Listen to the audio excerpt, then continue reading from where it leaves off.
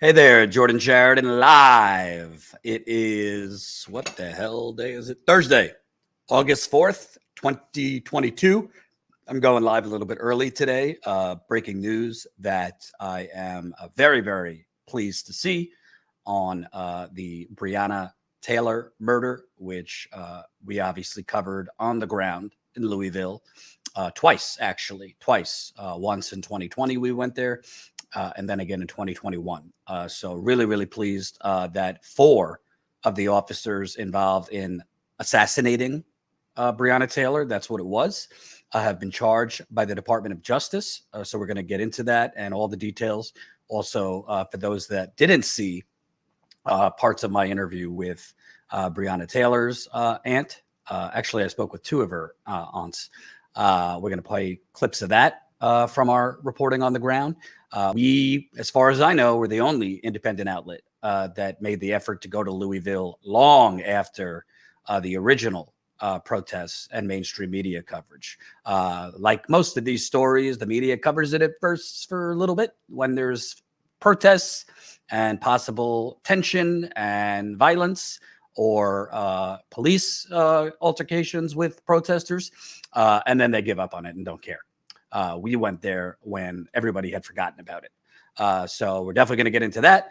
I was on the road for, I don't know, 7 or 8 days with Colin when this whole, whatever you want to call it, the Inflation Reduction Act, the Scaled Back, Build Back Better Act, was struck between Manchin and Schumer. So I haven't really chimed in on it. So I want to get into that. I also want to play at some point a montage of our reporting from this road trip, which Colin put a lot of work into it.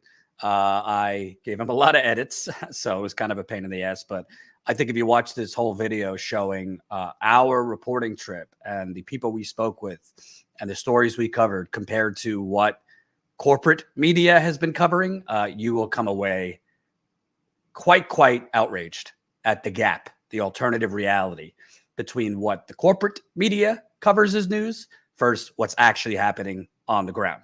So before we get into any of it, smash that like button, share this live stream. The more people that press like, the more people that will see it. Got 140 people watching. We need more. So every person press that like button right under the live stream. Press the share button as well. Colin's slightly under the weather, so it might be me handling, playing clips and articles. So if there's a couple bumps along the road, just bear with me because normally Colin handles all that. But please share the like, share, subscribe, all that. Also, before we get to the breaking news, I want to give a quick update. Boom. Since our economic hellscape reporting tour, which started on July 19th through now, we've gotten 63, count them, 63 new Status Coup members. That's through our website, YouTube, new YouTube members, as well as patrons. So I would love to get some more folks signing up today to support our on-the-ground investigative reporting on all the stories the corporate media covers up. And quick shout out, because right before I came live, new member Sarah just signed up. So that's now 64. So let's see if we can get that number up while we're live. You know the drill, statuscoup.com/join to become a member for as low as $5 to $10 a month. It makes a huge difference. And it's how we grow. So please sign up. We're probably going to do our monthly members call through Zoom. My guess is next week. It's already Thursday. So probably next week we'll do our monthly members call, which is always fun, through Zoom. So let's get to the breaking news, and super chats are welcome too. By the way, we have obviously Kim Brown went live yesterday, guest hosting. So she's going to be hosting going forward here and there. Also, we have a new, I guess you could say, journalist, Spencer Snyder.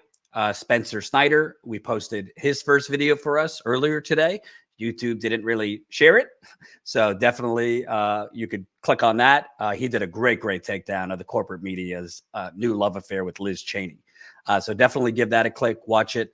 We're going to try to have, people, new folks hosting, as well as kind of new branded series. This one with Spencer is going to focus on the corporate media and exposing their hypocrisy, conflicts of interest, and lies.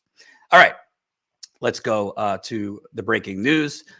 This is from the Daily Beast. Feds charge 4 Louisville officers, cops, over botched Breonna Taylor raid. At a bombshell press conference on Thursday morning, the feds alleged that the infamously botched raid that led to Breonna Taylor's death was littered with criminal missteps and cover-ups, complete with a secret garage meeting between 2 Louisville Metro Police Department officers. Attorney General Merrick Garland announced that 4 current and former Louisville Metro police officers, former Detective Joshua James, Detective Kelly Goodlett, former Detective Brett Hankison, and Sergeant Kyle Meany, have been arrested and charged with federal crimes, including civil rights violations and unconstitutional use of force. The DOJ alleges that James lied on the search warrant application that led officers to carry out the no-knock raid on Taylor's apartment in March 2020. He wrote in the search warrant that he, quote, verified with a U.S. postal inspector that Taylor's ex, whom police suspected of drug dealing, had been receiving mail at her address. However, an internal investigation found that James had not verified the information with a postal worker himself, but rather relied on another officer's false word. In fact, the officer with whom James spoke, Jonathan Mattingly, was not in contact with a postal inspector either. Mattingly only ever got the information from a different police department. The investigation found not only that James lied about his verification efforts, but that there was never any relevant packages arriving at Taylor's home. Taylor had also broken up with the ex, Jamarcus Glover, some 2 years earlier, her family's attorney said. Moreover, Glover was already in custody at the time of the raid. The charges, Garland says, allege that James, Meany, and Goodlett knew that the information in the warrant was false and then engaged in efforts to create a, quote, false cover story in an attempt to escape responsibility for their roles in preparing the fraudulent warrant. 2 of the officers, Garland said, stealthily met in a garage in the spring of 2020 and, quote, agreed to tell investigators a false story. James and Goodlett also knew, the DOJ alleges, that armed officers would conduct the search, creating a dangerous situation for anyone in the home. According to Garland, the officers who carried out the warrant were unaware of the false statements and were not involved in drafting the warrant application. In a separate indictment, Hankison is charged with 2 civil rights violations related to unconstitutional use of excessive force. The charges allege he fired 10 unnecessary and unlawful shots through a bedroom window and sliding glass patio door, endangering not only Taylor's life, but the lives of her neighbors as well. Hankison was the only cop to be charged over the raid at the state level, but he was found not guilty earlier this year of endangering Taylor's 3 neighbors, a verdict Taylor's lawyer called, quote, a slap in the face. Of the more recent charges, however, lawyer Ben Crump struck a different tone. In a statement, he called it a huge step towards justice. A separate DOJ team is conducting a civil investigation related to the Louisville Metro Police Department as a whole, Garland said, probing whether the department had a pattern of law enforcement misconduct related to excessive force, improper searches, and racially discriminatory policing practice. Officers stormed Taylor's apartment in the dead of night, startling her boyfriend, Kenny Walker, from his sleep. He assumed they were being burglarized, so grabbed his legally owned handgun and fired a warning shot down the hallway that hit Mattingly in the leg. That prompted officers to unleash a hail of bullets into the apartment. Officers shot Taylor, a 26-year-old EMT, 8 times, and she bled out on the floor as they tended to the injured Mattingly. No drugs were ever found in the apartment. The Louisville Police Department fired James in January 2021. He appealed his dismissal, but lost the case. Hankison was also fired from the department, and Mattingly retired after the raid. Though Crump celebrated Thursday's announcement, he said many victims of police brutality are still seeking justice. He ended his statement with what has become heartbreakingly a familiar refrain, say her name, Breonna Taylor. So, first of all, you don't get to do this often. You have to give Attorney General Merrick Garland credit, I believe. The Department of Justice has not prosecuted many officers. They're prosecuting 4 here. I also want to remind, not to take away from this, but as people should be happy and celebrate that this Department of Justice, which, it is under the Biden administration, so credit to Garland. You can give credit to Biden. That this Department of Justice did the right thing here. Let's not forget, the Department of Justice under President Obama did not prosecute the officers who assassinated, which we saw, Eric Garner. We saw it on tape. I can't breathe. Obama's Department of Justice had the opportunity to prosecute that officer and the officers that stood there around, allowing him to strangle Eric Garner. They did not. And of course, Trump's Department of Justice also didn't prosecute Officer Daniel Pantaleo. So I also want to remind you of Eric Garner in this case. Jordan, why you demand, but why are these streams so early? Because we got breaking news. I didn't want to wait till 5 o'clock Eastern. This is breaking news. Normally we're not live this early, but I felt we should go live because this is important. Breaking news. Secondly, I want you to really take a look at what the Department of Justice found here, right? Secret garage meetings. They knew what they were putting on the search warrant were lies. They helped cover it up after the fact. You also have the fact that they did not confirm with the U.S. Postal Inspector, which I reported when I was on the ground in Louisville. They didn't confirm that she was even getting packages from her ex, Jamarcus Glover. Do you really think that, let's say, half of this that the Department of Justice found, that Kentucky Attorney General Daniel Cameron couldn't have found this? Do you really think the Louisville Police Department didn't know about this? Remember, you might forget and smash that like button. We got 220 people watching, only 150 likes. I need every single person to press that like button. Do you really think that the Louisville Police Department was unaware of all this?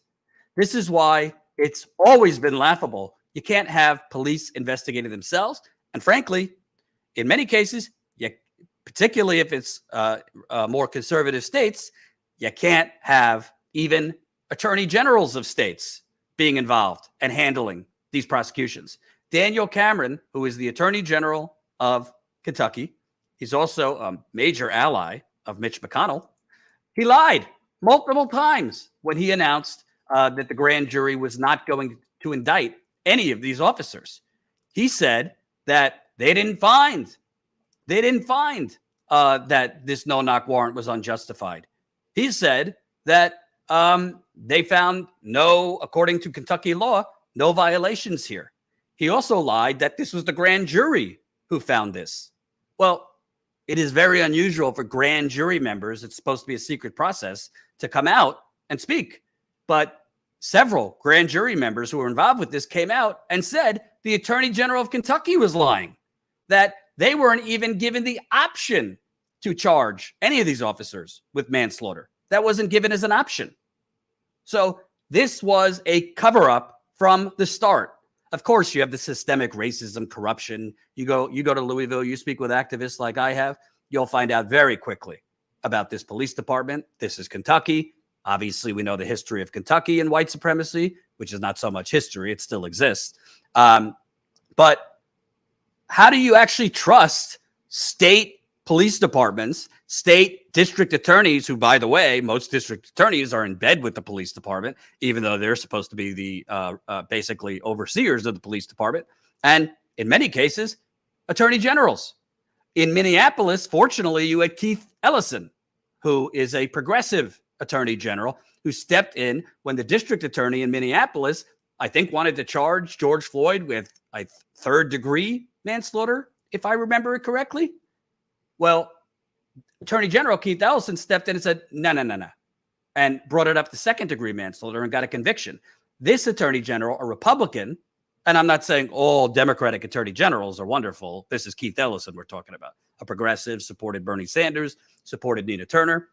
But what I am saying is, why isn't the DOJ investigating Daniel Cameron, who lied?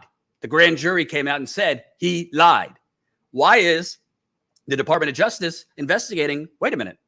How did we find this? But the Attorney General of Kentucky and his investigators, they didn't find any of this. So this is a victory. It is a victory, and we should celebrate. But to me, it's not the end of it. I want to know, why is there no talk about Daniel Cameron, the Attorney General of Kentucky? Kentucky's also got a Democratic governor. Shouldn't he be speaking out on this? How does the Department of Justice, granted, has more resources than the Louisville Police Department or the Attorney General of Kentucky, but it's not like these things couldn't have been found out if there was a real investigation. And again, just look it up. The grand jury members came out and saying the Attorney General of Kentucky did not give them the option. They didn't have the choice to charge these officers with crimes. For those of you that never saw it, Status Coup went when this was no longer being covered, when everybody had already forgotten in the mainstream media about Breonna Taylor, just like they've forgotten about Flint, just like they don't give a shit about the exploding homelessness, exploding evictions, the economic hunger games that we're all living in. And I'm going to show the montage of our reporting trip in a bit. We went twice. We went in the summer of 2020 when the pandemic was in the beginning, and we went in the summer of 2021. These stories weren't going to go viral. I didn't think going to Louisville to speak with Breonna Taylor's aunts was going to make us money. Frankly, we probably lost money on that trip. But I felt it was important because there was a cover-up just hiding out in the open. And at that point, it was not clear whether the Department of Justice was going to do anything. I want to play some of those clips. Some of you Status Coup OGers have seen these before, so bear with me. Some of you have not. So the first clip I'm going to play, and remember, smash that like button, share this live stream. Super chats are very, very much appreciated, and we're looking for new member signups. Trust me, you're not going to see this on-the-ground reporting anywhere else. So if you have the means, statuscoup.com/join. You can become a member for as low as a cup of coffee a month, $5 a month. Statuscoup.com/join. Now, I want to play part of my interview with Breonna Taylor's aunt, Bianca Austin, who, by the way, was arrested while protesting in Akron a few weeks ago for the police assassination of Jayland Walker. We were recently in Akron and interviewed activists about that 25-year-old black man who was shot 47 times while running away from the police. Let's play just a portion of my first interview with Bianca Austin, who is Breonna's aunt. Just that, just holding up, taking it one day at a time, just one day at a time. As you can see, we just got through the holiday, so it's definitely, her presence was definitely missed, so yeah. And before we get into everything that happened, I just think it's important for viewers who don't know, can you kind of tell us a little bit more about Breonna, who she was, her personality? Well, Breonna was this just young. She was just full of life. She was a very hard worker. She was all about women empowerment. She was all about just bettering herself as a human being. She was about setting goals. She was about family, just being with family. And Breonna was she was a good time. You know, if you knew her, her energy would just make you want to get to know her. So.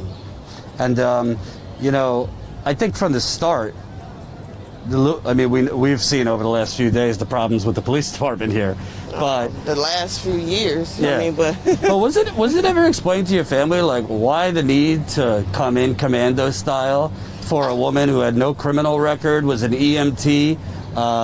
There was no reason to come in like that in the first place. I mean, we ask ourselves that questions every day. Like, we've been asking that since day one. Like, why this? Like, why come to her house with this? I mean, yeah, it's mind blowing. We want answers too. That's what we waiting on. You know what I mean? We've been waiting over, what you said, 116 days. So we've been waiting, and we still yet to get a straight answer out of anybody.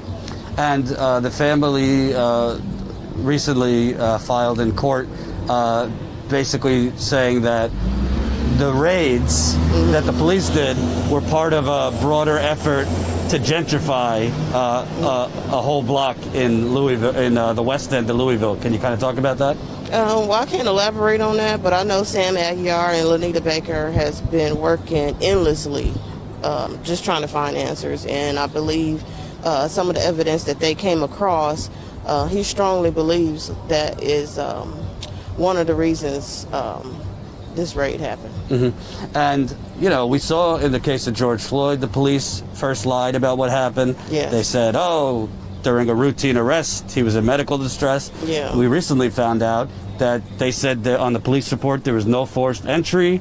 They said no injury. Yeah. I mean, 2 of the officers are still working. Yeah. No criminal charges. So here you get to basically assassinate someone while they're sleeping, lie about it, and there's nothing's still been get done. paid for it. Yeah. Well, what are your thoughts on the lies and the cover up after the fact? It's definitely an insult to the family. You know what I mean?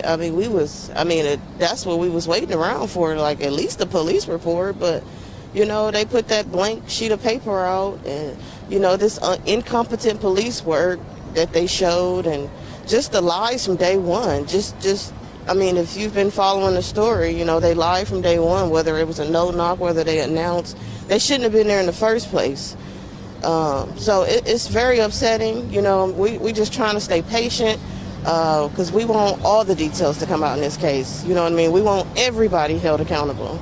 You know, not just those 4 officers, but, I mean, this was a team of people. You know what I mean? Like, this is mind-blowing that this goes on in the city of Louisville, especially to a young woman who was doing everything right. She worked 2 jobs. She owns she had her own house, her own car, you know what I mean? And she didn't get an opportunity to start a family. She didn't get an opportunity to better herself, you know, and level herself up. Like, it's heartbreaking, you know, and we miss her every day. And not only that, but while this happened, COVID was beginning to break out. Yes, she was an EMT worker treating patients.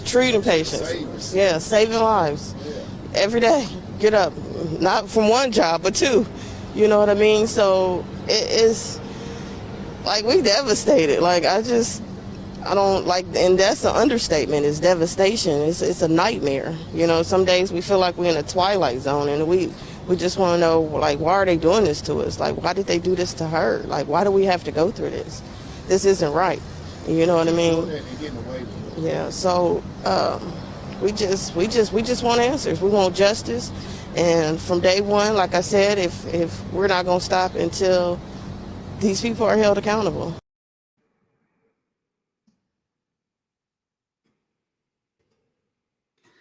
That was Breonna's aunt, Bianca Austin. That was in 2020 when we did the interview. And, you know, that's also a reminder that Breonna was murdered right in the beginning of COVID. She was treating patients, working nonstop. She was an emergency, an EMT, had no criminal record at all. She was beloved by her family, friends, and they went in commando style. Of course, even put aside the fact that the warrant was bullshit and all these things. If they suspected Breonna Taylor of anything, they could have just called her in during the day, right? You think they would have stormed in in the middle of the night for, like, Trump Jr., Hunter Biden, name your rich politician's kid, wealthy judge's kid, wealthy CEO's kid? Of course not. There's no reason that this woman should have been approached, much less killed. I want to play another clip, and thank you for the super chats. Let me read some of them while I go. Thank you, Chris, $2. Thank you for never giving up. The people rely on Status Coup. I appreciate that. Double K, $19.99. Thank you, thank you, thank you. Humorous, $20. Real people need real news. Thank you, Jordan. I know what you do is not easy, but we all appreciate it. And hello to all the rest of you. Thank you. I appreciate that. Humorous. I want to play another interview because we went back a year later.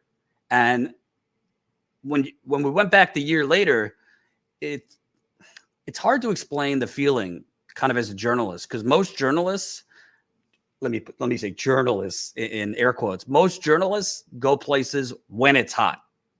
Most journalists go places when shit's breaking. Most journalists go places like when it's trending, right? But very few journalists, more times than not, documentary filmmakers go cover things when they're not, breaking, and when they're not, trending and all that stuff, but to do a deeper dive on systemic issues, more important stories that have been forgotten. There's documentary filmmakers also that are there when stuff's breaking. But when I was there the second time, you just couldn't help but feel angry, infuriated by the fact that, because the first time was only a few months after she was murdered, but the second time it was about a year and a half later, and you couldn't help but just be grossed out and nauseated by the theatrics of it all. There was like little banners on the street signs, Breeway, downtown next to the police department, next to City Hall. Breeway. That they were renaming the streets Breeway. And by the way, that wasn't the Louisville PD. That wasn't the Louisville police that did that, or the Louisville politicians who did that. That was activists pushing for it. They were talking about doing a little museum or something, a Breonna Taylor museum, while the police covered it up. The state attorney general covered it up. The local city council didn't do anything about it. So they were throwing optics at it. I don't like to use the term woke, but they were throwing kind of woke signaling to commemorate Breonna, but not actually deliver any form of justice for the family. Sure, the family got millions of dollars in a settlement, but that's hollow compared to the loss of your daughter or sister or niece. So it was just, and this is how I feel in Flint and many other places when you go to places years after the story first happened. And it's basically like you're in the Twilight Zone, because you're in the middle of this corruption. You see the cover up, you see the injustice, but the rest of the media has long forgotten it. So I want to play this clip. This was with Bianca and Tahasha Holloway, who is Breonna's other aunt. This one's a little longer, but I thought this one's really, really powerful.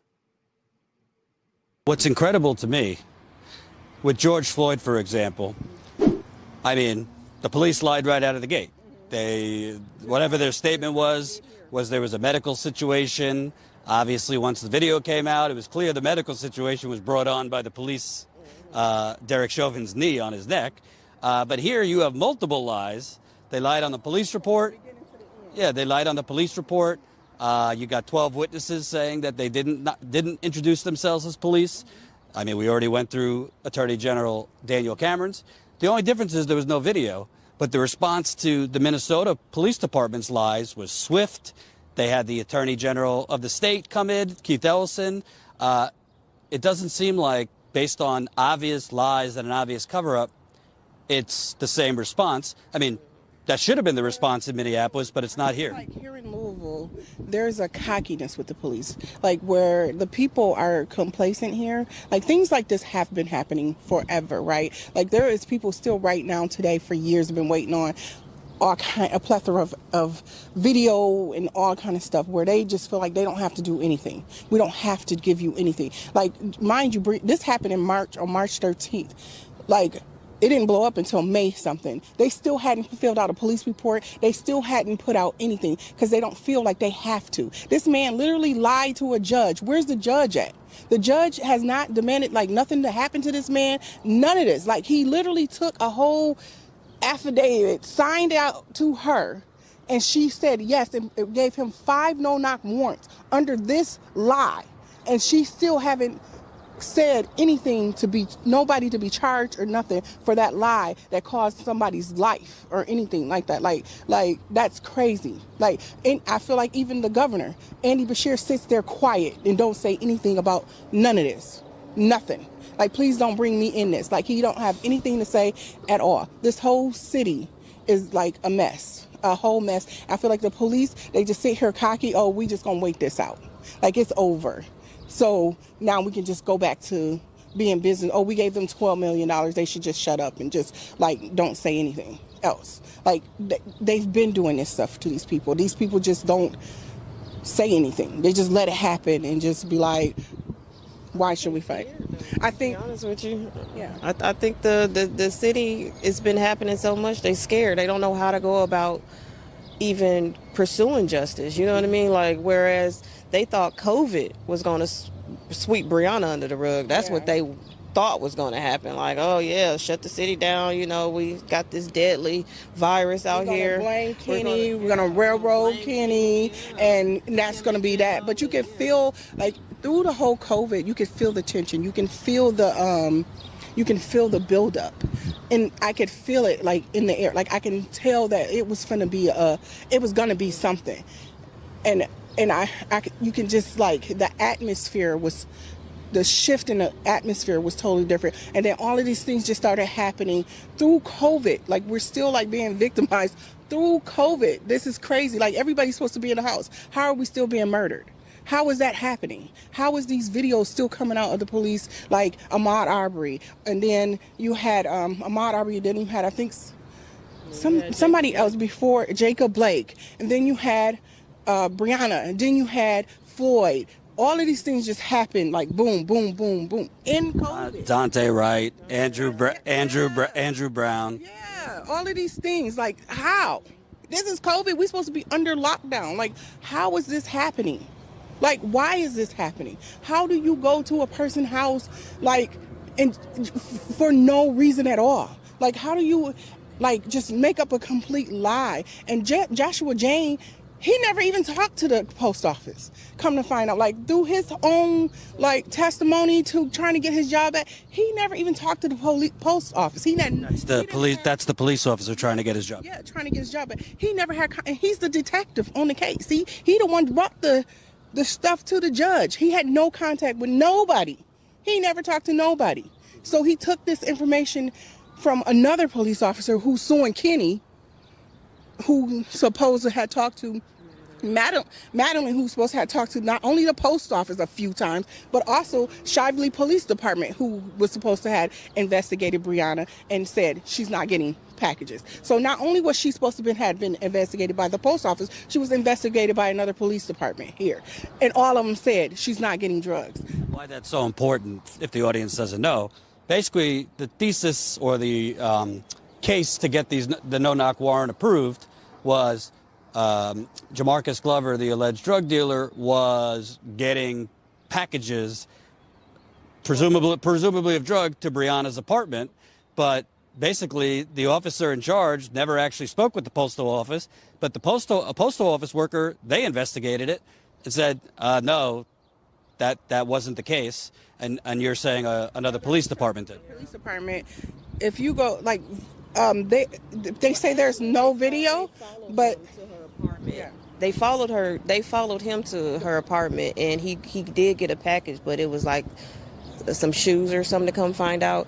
But the thing about it is, so if y'all followed him and y'all thought it was drugs, y'all followed this man from one end of town to the next, didn't pull him over, didn't check the package, didn't do anything of that matter, and then come to find out the package that they tracked was just some merchandise. You know what I mean? So she ordered everything. You know what I'm saying? If you knew her, you know she ordered everything. Yes. So like it's crazy that they didn't feel the need to actually investigate. They just said, oh, she's selling drugs, or she's really a law-abiding citizen with no record, with a whole EMT, all of these good things that's going for her, and you never really actually did any police work. Like, you never actually, I don't think they actually ever followed her any place.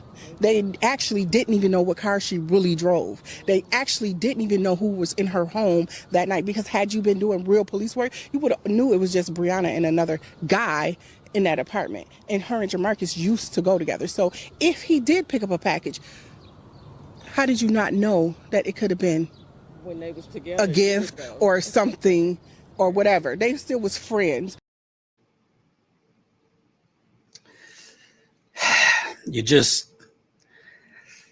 She should be alive. She should be alive. So should a lot of young black men and women. And since Breonna Taylor's murder, it's only continued. I think the thought is, or the wish is, that if more police officers are held accountable, which these officers have been held accountable, they should have been held accountable by the state of Kentucky. But as I talked about in the beginning of this stream, the Attorney General of Kentucky helped cover up these police officers assassinating this woman. Thankfully, they were held accountable at least by the Department of Justice, which, I'm not a fan of Biden, but credit where credit is due to Merrick Garland and the Biden administration. But with that said, we're still seeing these things happen. We're still seeing police who are basically being delivered nonstop weapons of war. Biden ran on criminal justice reform and police reform and blah, blah, blah, blah, blah. And, turns around and starts messaging like it's the 1980s and, the war on crime. His budget gave police $32 billion. If you look at $32 billion more. And if you look at the video of, I think it was 8 officers shooting at Jayland Walker in Akron, I mean, it looks like they think they're in like a Call of Duty episode. They're in like commando equipment, shooting nonstop after somebody running away from them. We also know about Andrew Brown in North Carolina. They shot at him while he was driving away. Dante Wright in Minneapolis. I mean, the list goes on and on and on, and there's plenty of people whose names I do not know, and you do not know. So, I am very, very happy for Breonna Taylor's family. It should not take what are we talking now? Over 2 years for justice. Amir Locke, thank you very much. Clearly, my guess is they'll appeal. I'm not hopeful that the sentencing will be that extreme for these officers, but you never know. But I got news for you. We're going to continue seeing these police killings until we start getting money out of politics. Because one of the main drivers of police being able to do whatever the hell they do is police unions are your dime a dozen special interests that are buying off politicians. Before Andrew Cuomo had to resign in New York, he was the biggest recipient in America of politicians from police unions. The New York Police Union, the Chicago Police Union, some of the biggest gangs in the country. They are very, very, very powerful. Also, Wall Street is very, very much invested in all this military equipment that goes to police departments. So it's one vicious cycle, and the victims are Breonna Taylor, Andrew Brown, Amir Locke, Freddie Gray, Trayvon Martin, Jordan Davis. I mean, Eric Garner. It's just terrible. And these things will continue. But let's remember, she was 26 years old. 26 years old. And by the way, not that Biden wants to talk about this, not that the Republicans want to talk about this, not that any of these wine moms crying about crime want to talk about, none of these suburban folks that, let's get rid of these apartment complexes and low-income apartment complexes in our neighborhood. We don't want them near us in the suburbs. Not that any of them want to talk about this. Why do you think there's so much crime? You think people are just shoplifting for fun? You think people are stealing from each other for fun? You think people are shooting at each other just because they're bored? Economic corruption, economic injustice, economic inequality, lack of opportunity, a new Gilded Age. These are the reasons you see crime rising, period. We had a financial crash over a decade ago that, contrary to what the corporate media likes to spew, a whole lot of people I've met around the country have never come back from the 2008 financial crash. Then you have a COVID, which beyond the health disaster, by the way, this current variant, BA5, is spreading like wildfire. The media is barely covering it. And as I'm live right now, I'm just seeing that the Biden administration is going to declare monkeypox a public health emergency. Do not listen to those YouTube hosts who tell you COVID is over and it's all a scam and it's just a cold and are probably going to feed you a bunch of lies and bullshit on monkeypox because they've found an audience that are public health deniers and don't care about science, don't believe in science, and just want to basically conflate public health emergencies with, corporate conspiracies. And if you care about public health or you actually take public health seriously, you're on the side of big pharma and the establishment. I am looking, by the way, to interview an expert on monkeypox, which that train has left the station. Unfortunately, I don't think there's really much that could be done at this point to stop the spread. Apparently, the Biden administration, there was 300,000 vaccines sitting in Denmark. That was in the New York Times, that the Biden administration did not rush to get over here when it started spreading. If they would have done so, we could have had much, much, much slower spread.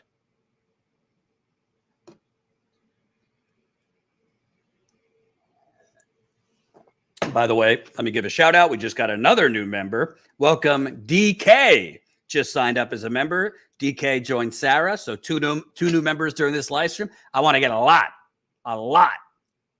more new members. We're also going to play our montage from this reporting trip we just took, which honestly is one of the best videos Colin has put together. He deserves a lot of credit. He's been working hard for days. I'm a pain in the ass and keep sending him revisions, but I think we got the video right. And this will show the complete alternative reality between the corporate media coverage and what's actually happening on the ground.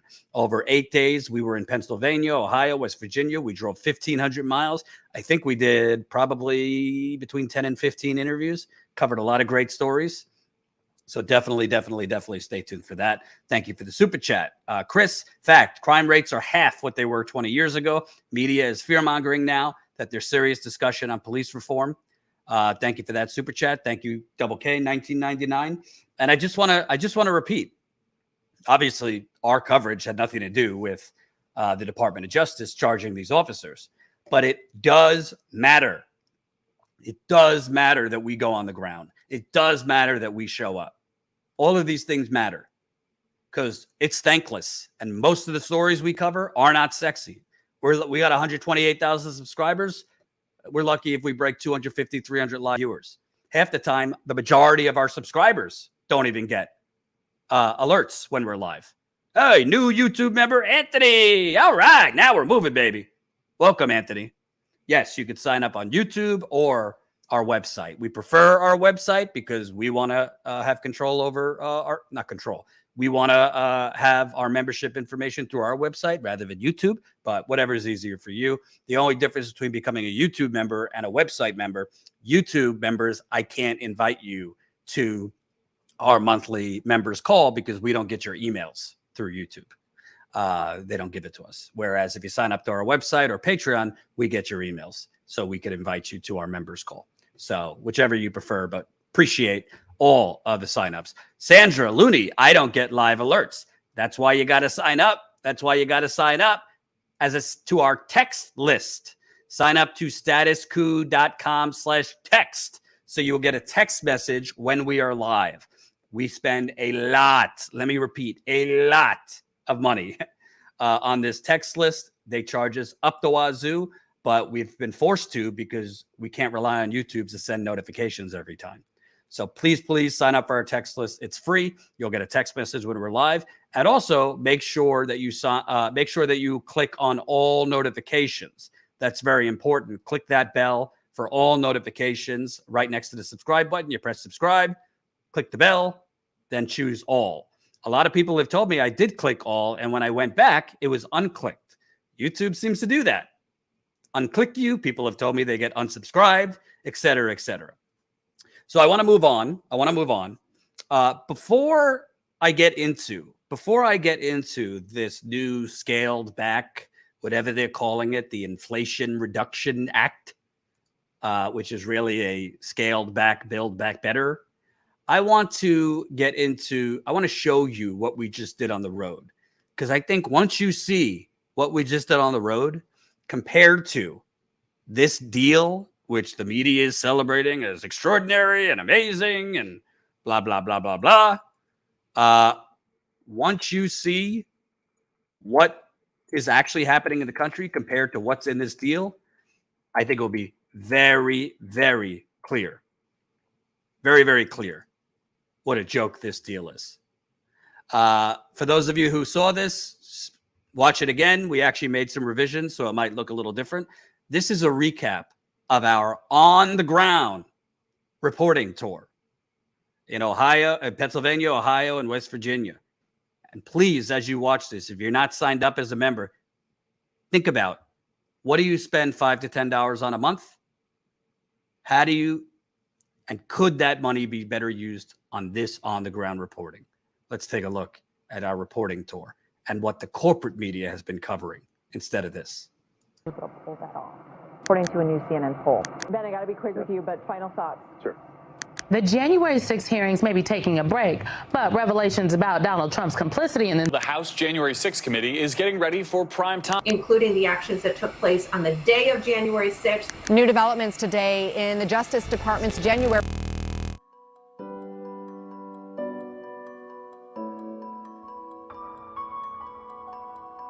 Just everything's rising. When I first got my car, it's a 2016, it was $25 to fill up. Now it's probably close to 60, 70. I always say to people, I only work half days. Half day to me is 12 hours. We know what inflation is.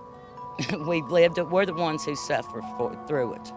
This is so they can cut programs, they can raise up unemployment, and lay people off and don't pay them a living wage. We know their little game. I had to count change the other day to put gas in my car to get my daughter to where she needed to go. Like, yeah, it's a struggle, it's a scrape. Are we in a recession, and does the term matter?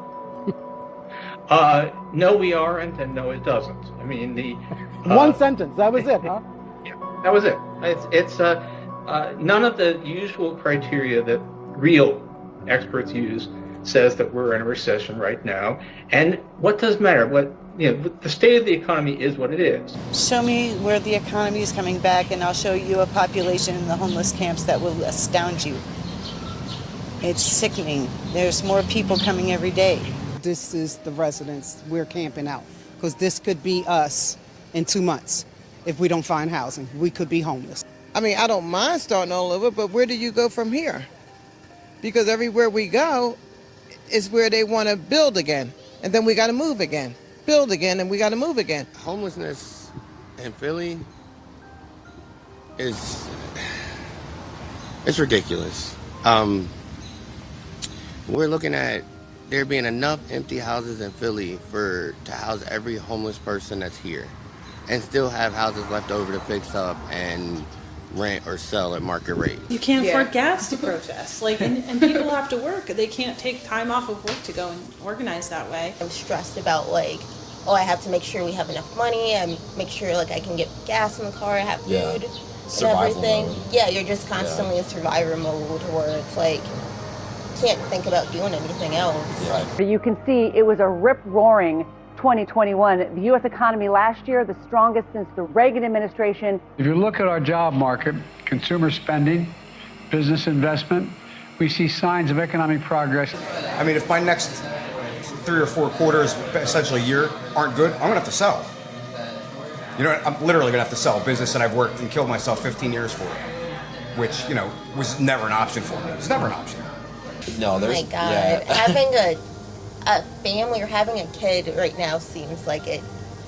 Impossible. No, I just can't imagine it happening. Yeah. Not in my lifetime getting pregnant. And the child tax credit, those few months you gave that and everything, all that's done been gone. And what did we do with it? We've spent it. We put it right back in the economy, and the filthy rich got every bit of it right back. So I've worked for state government, and a lot of state workers work more than one job because they don't make enough on the one job, which is not full-time, working for state government. They don't make enough money, so they have to pick up another job in order to feed their families. Are on Medicaid.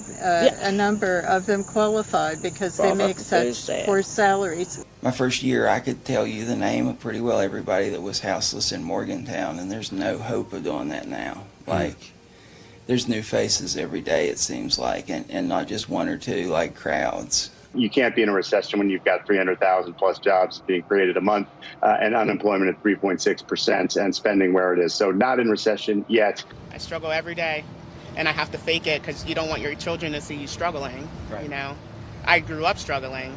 I grew up in this area watching my mom struggle with addiction and like not having a job, and like I had to grow up fast for my age to provide for my siblings. And it's a shame that I'm still doing it 10, 15 years later. You hear all these people talking about how they're pro-life. They're pro-life, right? Homelessness is one of the leading killers of people in this country. So what you're seeing right now is police, for some reason, entering this camp. The couple houseless people are sleeping, relaxing. What is your best guess why the police are here at the moment? My best guess would be probably some bullshit drug charge. I mean, they're also usually coming in to sweep people looking for warrants and then snatched away about 14 people, took them to jail. Many of them were out a couple days later and they just came right back here. Like, what was the point?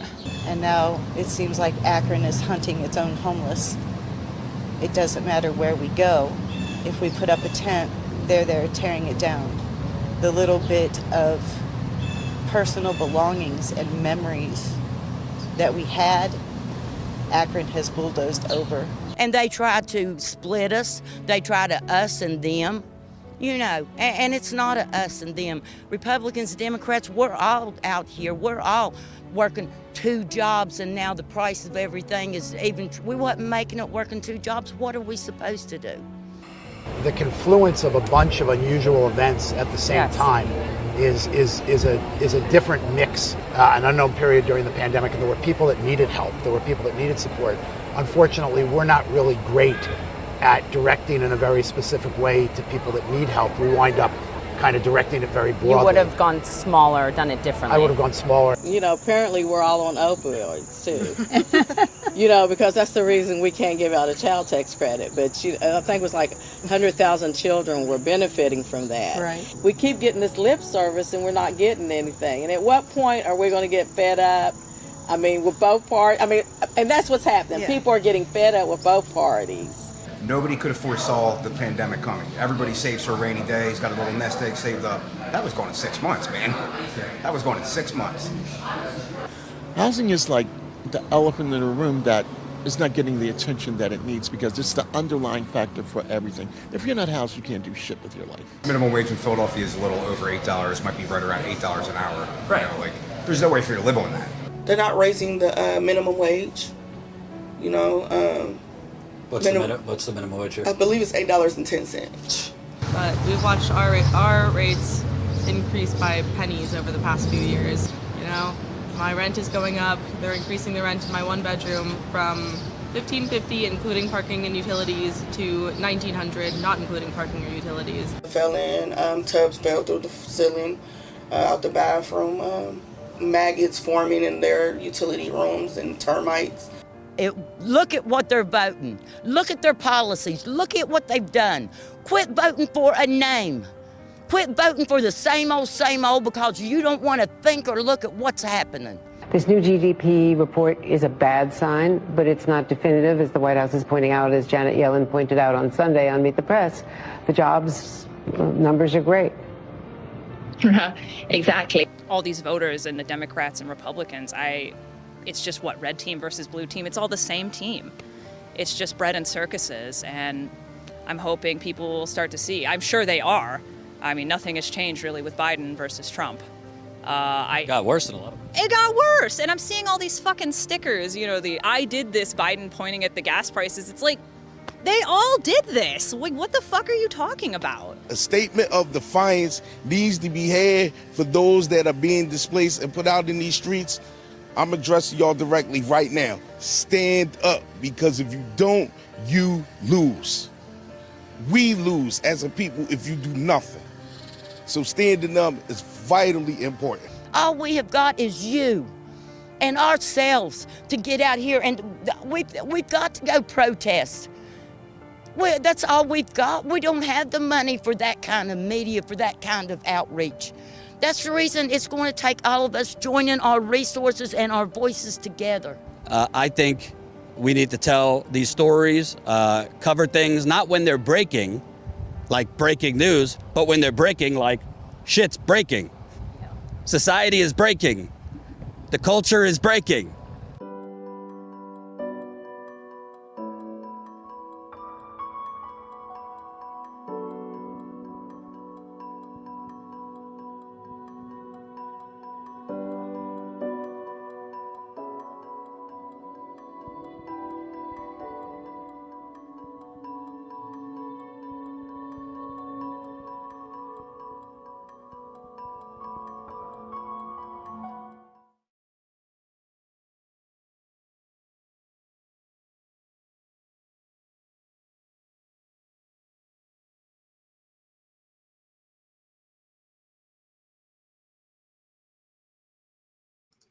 Forgot to unmute my mic. I don't know. Part of me wants to cry. The other part wants to punch something. That was a great montage that Colin put together. It was a lot of clips to go through. I think we did about at least 8 or 9 live streams while on the road, a bunch of recorded pieces. So there's a whole lot to go through to try and get, like, the most powerful sound bites. I'm not going to lie. It is frustrating that, I cover things that I think should be leading every newscast. I cover things that I believe should be on the front page of newspapers. I covered things that I think these are the things that should be going viral. These are the things that, we should be going live to, 20,000, 30,000 people with these kind of stories. So it is, it's always been kind of a bittersweet and tough when on one end, the stuff we cover, I know that the core audience that depends on Status Coup really, really appreciates, depends on.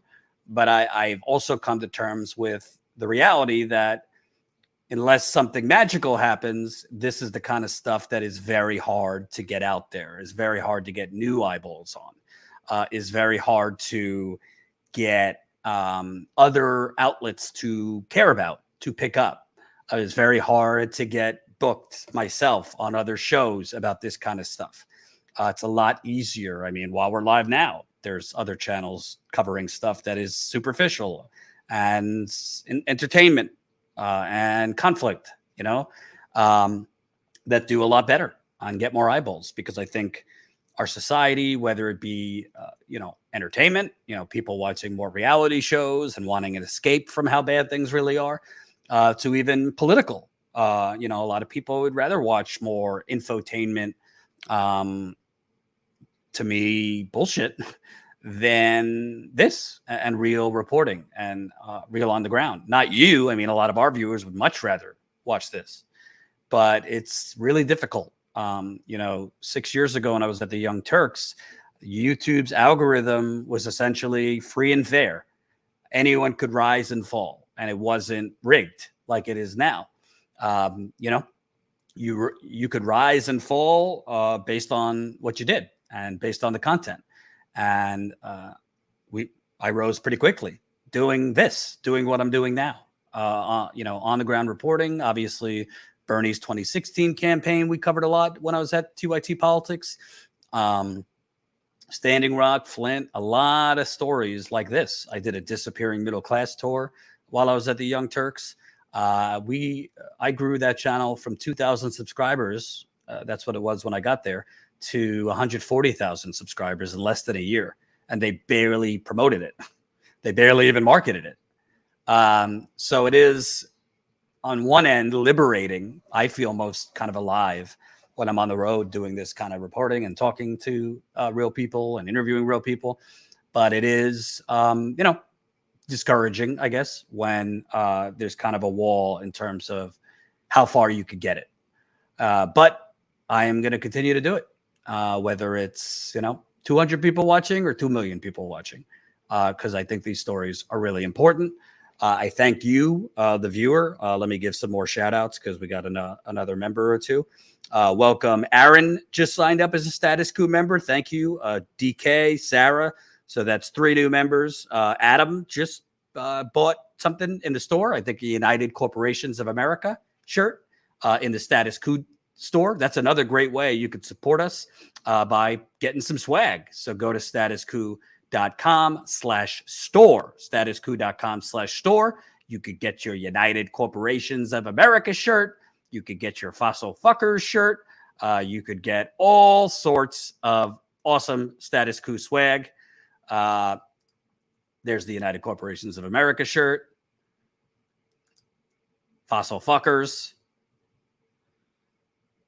There's a shirt of a quote that I often say. Most people are not lacking compassion in this country. Most people have no fucking idea what the hell is going on. And for those of you that don't know, look at everywhere we've been just in a few years. We don't have any major funding. We don't have any major funding from, banks or fossil fuel companies or any, Wall Street, big pharma, big real estate. Our funding comes from you. So again, if you can, statuscoup.com/join, statuscoup.com/join, become a member for as low as $5 a month. It makes a big difference. Big difference. So let me get off of this. Hold on. By the way, in about 15 minutes, I'm going to be on call-in. So you could download the app. I'll be on call-in, taking calls live. So looking forward to that. If you're not familiar with call-in, it's a live podcasting app. So we do a show there too. So I'll be live on call-in, taking your calls on all sorts of topics. So that's Status Coup on call-in. Download the app. Let me get the thing. So where is that? Hold on. All right, I can't find it, but call in. Oh, here we go. Download the call in app, CALLIN, and search Status Coup, and I'll be live there in just a little bit. I wanted to do a quick story before I go, because this is really pissing me off. I don't know about you guys. Let me get rid of this. Hold on. So, the Inflation Reduction Act. Have you heard of this? It's basically the scaled back, build back better deal that the corporate media is calling extraordinary. It's an extraordinary deal. Extraordinary.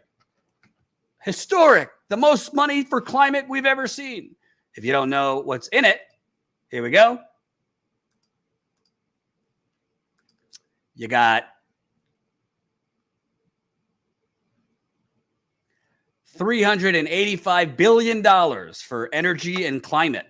So you got clean manufacturing tax credits, $40 billion. Gotta love it. The planet's on firing. Let's give you some tax credits.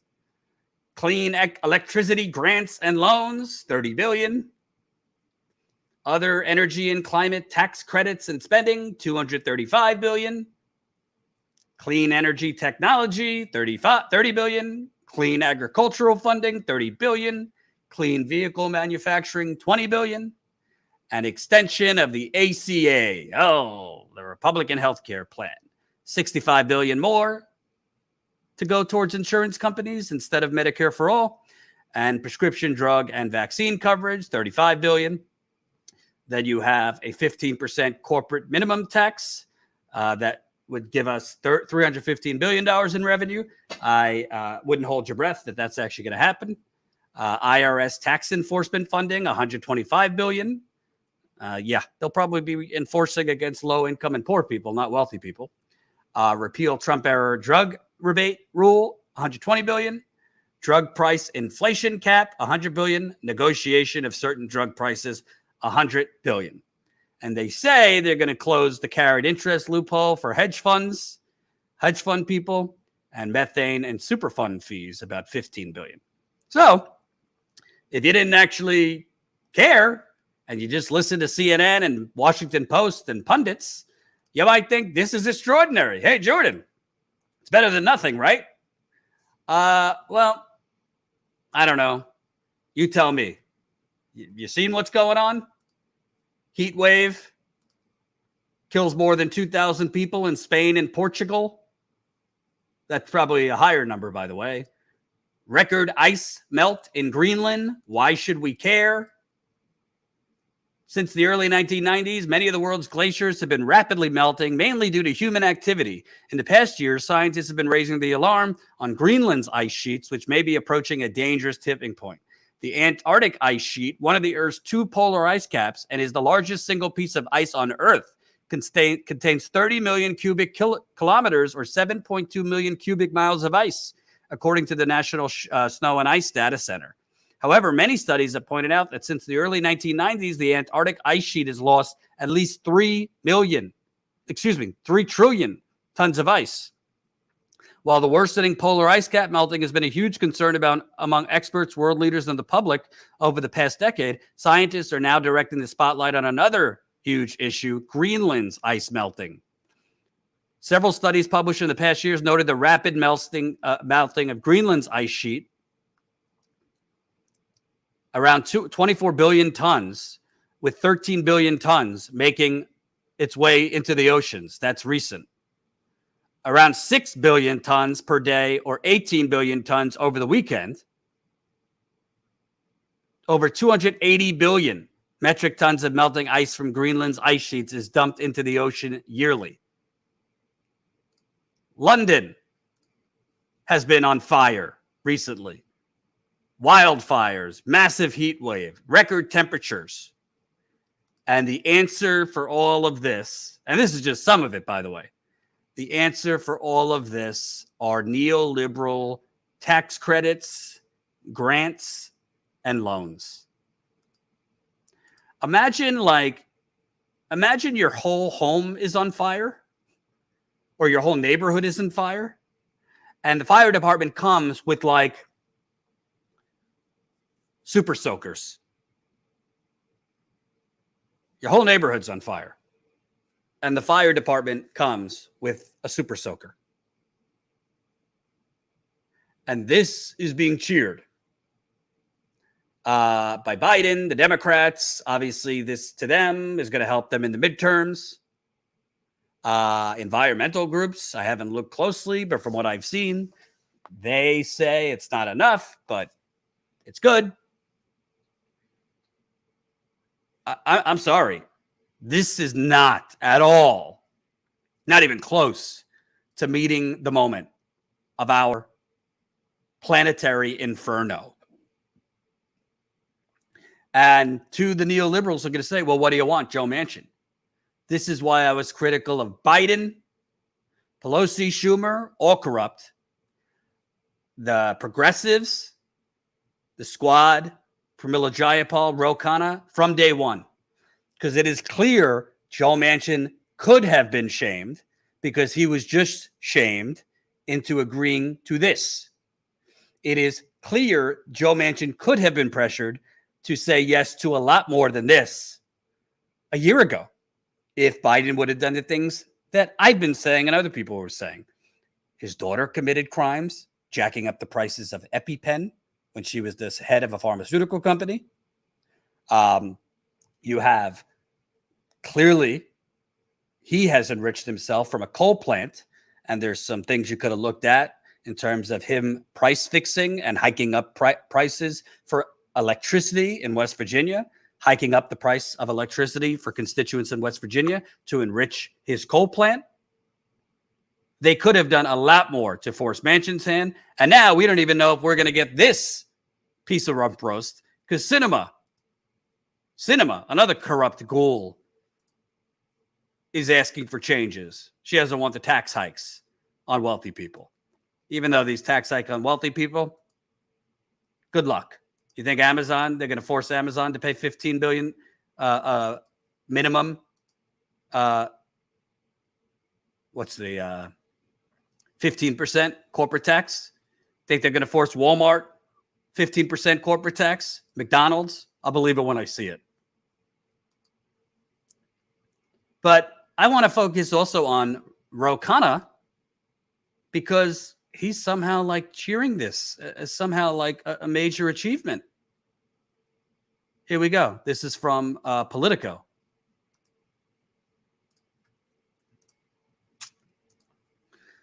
Normally, just as Senate Dems begin to unite the final knots presented by the parliamentarian caucus holdouts, the parliamentarian, progressives in the House would start making noises about why they can't support the bill. But so far, those voices have been muted. On Wednesday, we talked to Congressman Khanna about why Democrats in the House, and especially progressives, this time seem ready to swallow whatever is sent over. The left catches bipartisan fever. The CHIPS bill and the reconciliation deal are about showing that the progressives can build a governing coalition and that it's not just aspiration, that it's actually possible to compromise to get things done. Yeah, to get crumbs done, to get crap done, to not meet the moment, to offer a few Band-Aids to a gunshot wound. If that's what Khanna thinks is going to help progressives in America get what they want, Khanna added, quote, the knock on progressives is we put out these ideas, but what are we doing to govern? What are we getting done? Here on CHIPS, we compromised. We didn't lose a single progressive vote. Apparently, Khanna is also the progressive Manchin whisperer. Manchin called Khanna on New Year's Day, not long after Manchin killed Build Back Better. Khanna made him a promise. I will assure you that if you come up with something reasonable, that we could get the environmental groups behind it and we could get the progressives behind it. He told Manchin that as long as there was a, quote, massive climate spending in the bill, there was lots of rooms for other things progressives detested. Manchin outlined much of what ended up in the recent deal with Schumer. He said, Khanna recalled, I want deficit reduction. I want to make sure that we have some permitting reform, i.e. giving fossil fuel companies whatever they want quickly. I want to make sure that there's going to be some things for fossil. Khanna told him, if you could get the massive climate portion in, it will be 10-1 in terms of the positive impact. And I think you will be seen as helping make history, as having ushered in from the state of West Virginia the most aggressive climate legislation in the history of the world. What Roe learned about Joe. Khanna said he learned 3 things about Manchin, the most studied man in Washington. He's a relationship person. He'll call you up and he wants to just chat for a half hour. I think that's underestimated. You have to build trust and rapport with him to engage. While many Senate Dems and top White House officials have cursed Manchin for being unreasonable and inscrutable through the long negotiations, Khanna argued he was consistent. He's been pretty clear from my perspective in the year I've dealt with him about what he wants. You may not like what he wants. I don't like certain things he wants, but I've never found that he's not clear about it. It's not like he hasn't said what he's for and what he's against. All right, you get the point. I mean, it's just pathetic. This is, if Khanna and the media is framing it this way, from what I could tell, the environmental groups are swallowing it. If Khanna thinks this is historic, then he could, write a book about it, but we'll all be dead before we could read it. It's, to be clear, it's technically better than nothing, but you can't take better than nothing as a victory when the situation is a disaster and a catastrophe. Like, tax credits and incentives are not immediate forced action. We need to immediately, frankly, force the shift to clean and renewable, wind, solar. We need to immediately not give tax incentives, just throw money at this. I mean, honestly, the amount of money we've given to Ukraine, to the military budget, times that, times 10. I think it was, frankly, a conservative estimate when AOC said we need about $10 trillion for this. $380 billion in most of its tax incentives. By the way, for this, they gave Manchin the Mountain Valley Pipeline, which I just did a video on the other day, which is a major, major disastrous, dangerous pipeline that is a natural gas pipeline. It is going under the steepest slopes in America, the Appalachian Trail. And I covered this years ago when I was in Virginia. if and when it explodes, it has a blast radius of 2 miles underneath homes that are on mountains on the Appalachian Trail. Just the price of doing business. Let's hear what Bernie has to say about this. Granted, he's not going to block it. He's going to vote for it. But let's just hear what Bernie Sanders had to say about this deal. Does this reconciliation bill address their needs? Does it raise the minimum wage to a living wage? Or do we continue to allow so many workers to try to get by on 10, 12, 13 bucks an hour? Does this bill make it easier for workers who want to join a union to be able to do so, or they continue to be attacked by their employers, making it hard to form a union? No, this bill does nothing to address that reality. Mr. President, at a time when tragically this country has the highest rate of childhood poverty of almost any major country on earth, does this bill extend the $300 a month per child tax credit that was so important to millions of families last year? Does it address that issue? Does it say that maybe there is something wrong when millions of children in this country are dealing with hunger and with other basic human needs? No, not a word in this bill addresses that. Mr. President, in my state of Vermont and around this country, families are paying on average about $15,000 a year for childcare, if they are lucky enough to find a slot. $15,000 a year. It's 1/3 of the salary of a family making $45,000. I don't know how people can afford childcare. And meanwhile, childcare workers earn horrifically low wages and poor benefits. At a time when we have the highest rate of childhood poverty of any major country on earth, does this bill address the dysfunctionality of our child care system? No, not a word.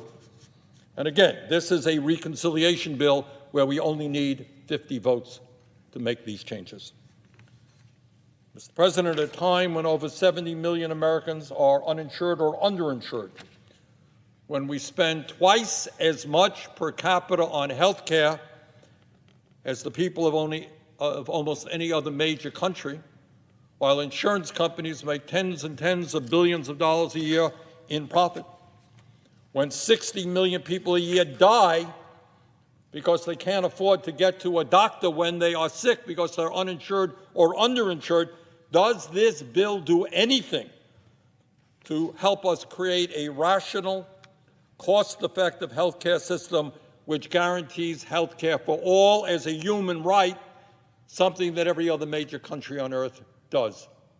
No, the bill does nothing to address the extraordinary health care crisis that we face. Mr. President, at a time when 45 million Americans are struggling to pay student debt, and when hundreds of thousands of bright young people every year are unable to fulfill their dreams, unable to get a higher education because they cannot afford the high cost of higher education in this country, does this bill do anything to make it easier for young people to get a higher education? No, guess not. Doesn't do a thing. Doesn't do a thing on student debt. Well, he's right. He's right. But he's going to vote for it. He's going to vote for it when, in my view, I'd block it. He would take a lot of heat. He'd probably be blamed if Democrats lose the Senate. But I think you got to take a stand at some point. And Bernie Sanders, he ran 2 presidential campaigns. He knows that this is a joke in terms of climate. He knows that this is a Band-Aid to a gunshot wound. So why can't he carry as big of a stick as Manchin or Sinema? But the time to actually pressure and campaign and activate the grassroots energy and activate the base was a year ago if we were going to get something real, not 3 months before the midterm elections where we're going to have to accept a piece of rump roast. And to those who say, well, Jordan, that's why you're not a politician. Don't let perfect be the enemy of the good. I understand compromise. But there's a difference between compromise and absolute surrender. They could have pressured Manchin. Bernie, the squad, they should have been in West Virginia. They should have been in Arizona. They should have been holding rallies. They should have been energizing the deflated progressive base, because there's a lot of deflated progressives, including all you watching. People would have came. People would have rallied. They would have gotten people outside Manchin's office, in front of his yacht every day. Camp out if you have to. At his coal plant. But they chose to be diplomatic, to negotiate within Congress. Bernie went over to Biden's, the White House, his friend Joe. And what we got for a planetary inferno is some tax credits. And by the way, just so you know, because they're also declaring victory, history, we are going to lower prescription drug prices.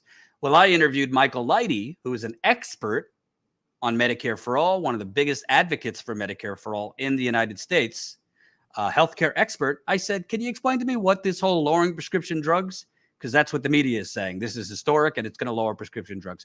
Let's see what he had to say. Well, it means, Jordan, lowering prescription drug prices for people over 65 in Medicare and on a limited basis, that it would cap those individuals' out-of-pocket expenses at $2,000 per year, and would over the next really like 8 years, include a set of drugs that would be limited in terms of price via negotiations with the manufacturers.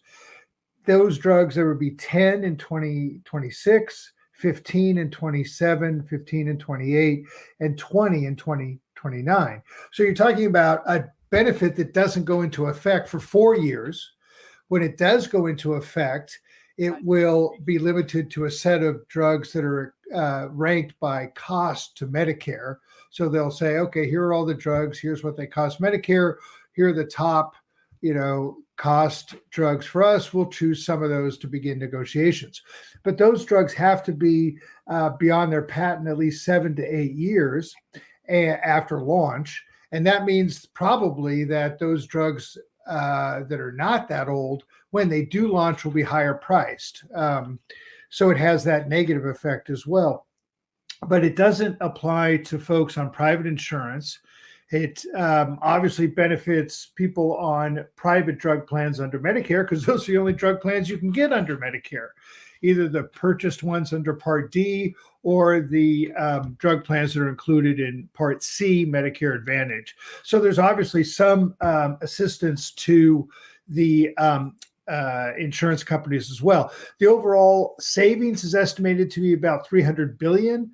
That is a drop in the bucket in the prescription drug market. And it just shows you how much excess revenue and profits exist in that market, because they can do this very limited program and still save hundreds of billions of dollars.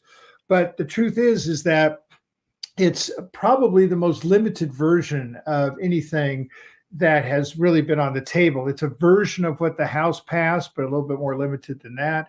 And since it doesn't include people on private insurance, it obviously has a limited demographic effect.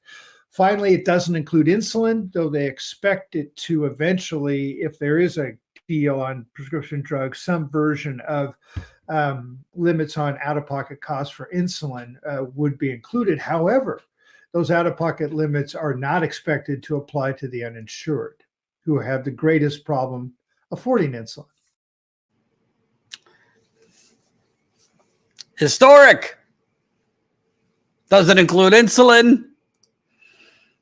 What is it? 15 drugs in 2026, then another 15, then another 20. Can't make it up. Can't make it up. And thank you so much. Tanet, $100 super chat. I cannot thank you enough. That's incredibly kind of you. Thank you for all you do to bring reality into the public conversation. Water is life. All workers deserve a living wage. $25 an hour. Forgive the debt. Quadruple Social Security and Medicare for all. thrilled that justice will be sought. Peace for her family, RIP. Talking about Breonna Taylor. Thank you so much. Super chats and donations like that make a big difference. We also got a new member. So welcome, Joseph. Just signed up. So that's Joseph, Aaron, DK, Sarah signed up during the live stream. So I think we're close to 64, 65, 66. I think we're close to 70 new members since we took this reporting trip last week. I'm going to keep pushing the content from this reporting trip, and hopefully we can get to 100 new members. As I said a couple of weeks ago, come the fall, I'm shooting right now for mid-November through probably January to February. I'm actually going to be taking some time off. I've wanted to take some time off for quite a while. Unfortunately, not the vacation, but there's some things I've wanted to do for a long time that are kind of hard to do when you're doing live streams every day, when you're working on investigative stories, when you are going on the ground doing reporting constantly, when you're running a business.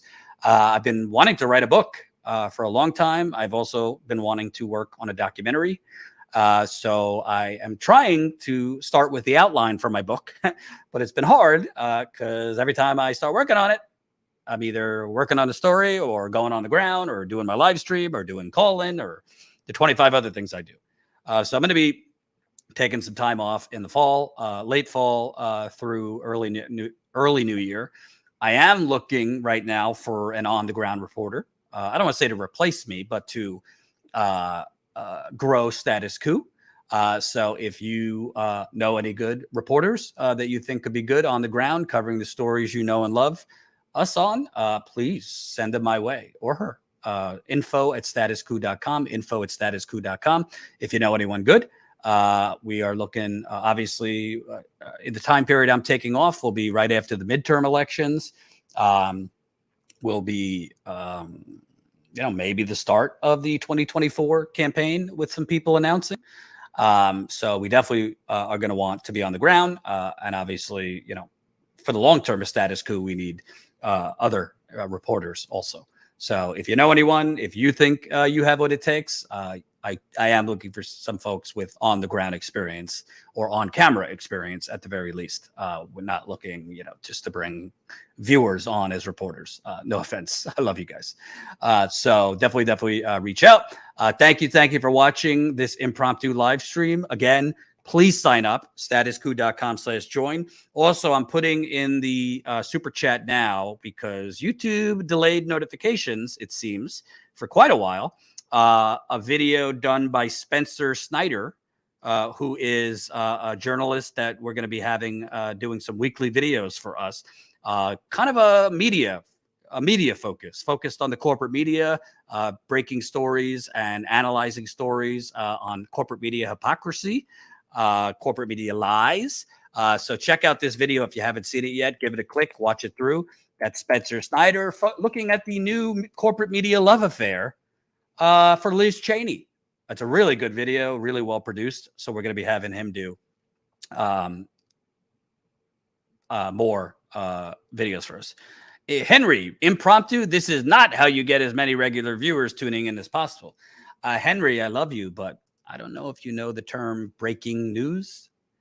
So it was breaking news that 4 officers have been charged in the murder of Breonna Taylor by the Department of Justice. So that's why I did an earlier live stream. So hope you'll be okay with that.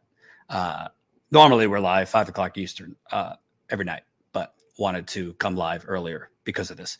But definitely check out Spencer's video. Also give a click to the montage so we can get more eyeballs on that. Those are the most recent videos. Also yesterday, Kim Brown, who's the host of Burn It Down with Kim Brown on YouTube, she guest hosted. I think a lot of people liked it. She's going to be hosting going forward.